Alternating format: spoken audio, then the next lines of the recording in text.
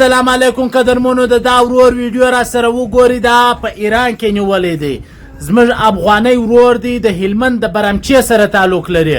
قریبانو دا ویډیو را واستوله د کار په معنا ورغوښتی دی.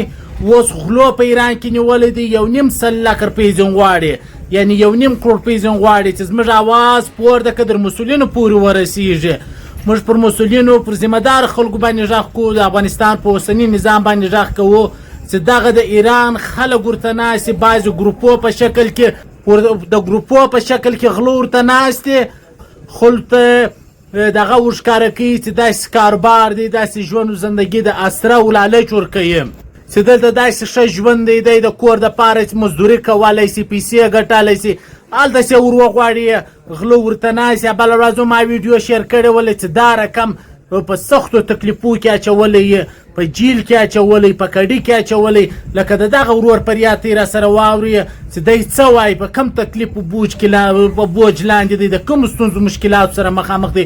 ویډیو شیر کړئ، د ذمهدارو خلکو پورې ورسېږي، د دې غلو ګروپان ونیسي چې دا ګرده لینک د افغانستان سره ټچ هغه غله دي چې د لې ورته ناستې خطاباسي، هله درځي هلته کاروبار دی، ژوند زندګي د دونه پیسې پیدا کېږي، بیا به موټر کور به خپل ژوند به دي عیاشي یا اسایش به آرام به.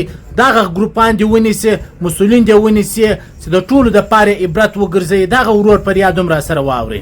جاغه که د یو شي په وسه کېږي دی ترې راواستوه، ډېر په تکلیف یم، ډېر په عذاب یم. خپل عذاب اوس مې دا ویډیو راسه کوي. اوس ګرمي ده، داسې ګرمي ده طاقت نه کېږي، ډوډۍ نه راکوي، اوبه نه راکوي. دا رقم یې په څلورو تړلی یم. که د یو شي په وسه کېږي جاغه دی ترې راواستوه ورور، چار څونه ژر کېږي. ډېر په عذاب یم، په تکلیف یم.